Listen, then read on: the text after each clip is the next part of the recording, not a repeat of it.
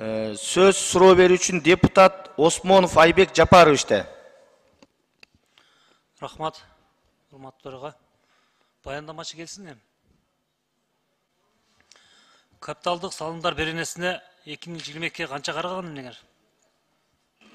22-ге башына 3 миллиард, азыр 17 миллиард 400-кө жеткиздик. Жакшы. 2023-ге канча пландап жатасыңар? 23-чүгө азыр 3 миллиард карап атабыз, бирок мүмкүнчүлүк бар, дагы биринчи кезекте 10 миллиардта кошумча. Мен сунушумда ушуну эми 17 миллиардка чыгып кетип атасы, эмдиги жылкыга дагы мындан көбүрөөк бөлүнөт деген ойдобуз да.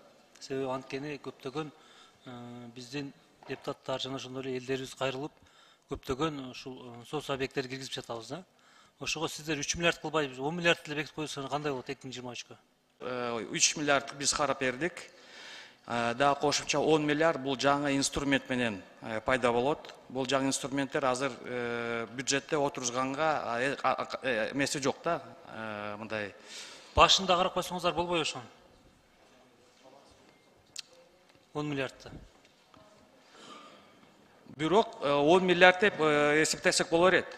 Азыр жана 3 миллиард жана 13 миллиард деп капиталдык салымдарга пландаштырсак болор эт.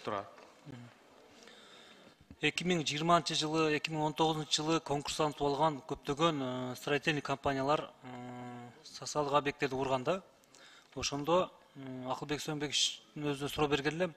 Биздин инфляцияга байланыштуу көптөгөн строй материалдар жана ошондой эле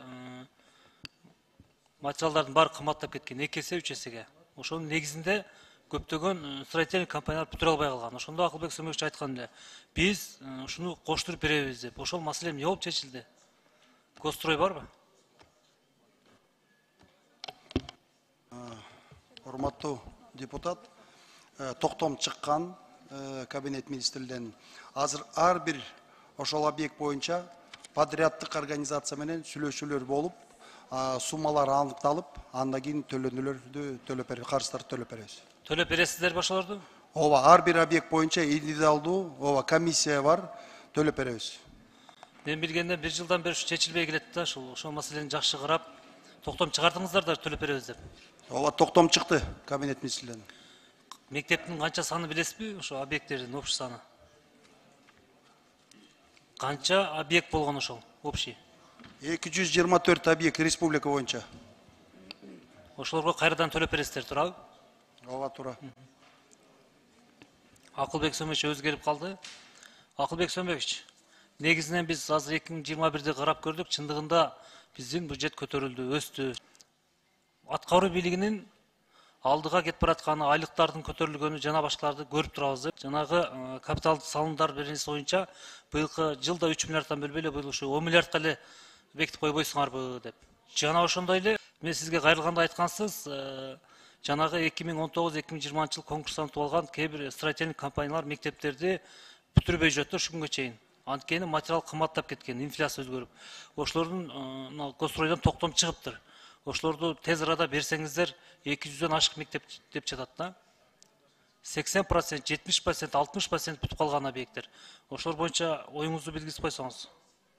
Урматтуу Айбек Жапарович, биз бекитип бердик методологиясындагы кайсы ушу курулуш компаниялар макул боло турган болсо, биз алар менен иштешүүгө даярбыз. 50%дан өткөн объектлердин баарын бүтүрөлү деп атабыз да. Бул биринчиси. Экинчиси, эмдиги жылы 10 миллиард сомду атайын ушу бүтпөй турган школдордун баарына жумшап бүтүрөлү деп атабыз. Ички рыноктан акчаны табабыз, баалуу кагаздарды чыгарып. Анан ушу 2 жылда бүтүрбөсөк, аябай эле чоюлуп кетти да. Улам шайлоонун астында 5 миллион, 3 миллион берип коюп атып, аябай абдан көп объектлер жайылып кетти. Жакынкы арада өкмөттүн токтому чыгат, государственный комиссия түзүп, Садыр Нуркожоевич макул болду. Кайсы объект керек болсо, анын курулушун баштайбыз. Рахмат, сиз жогоруда айтып кеттиңиз да, жергиликтүү бийликтин өзүнүн бюджет жетпегенине байланыштуу биз ушу республиканский бюджеттен колдоо көргөзөбүз. Ошого Ош шаарында жакшы карап койсоңуз. Буга чейин да айтып келгем, кагаз түрүндө сизге кайрылдым, кат түрүндө. 10га жакын мектептин ушул 70-80% бүтүп, ушунга чейин бүтпөй турат.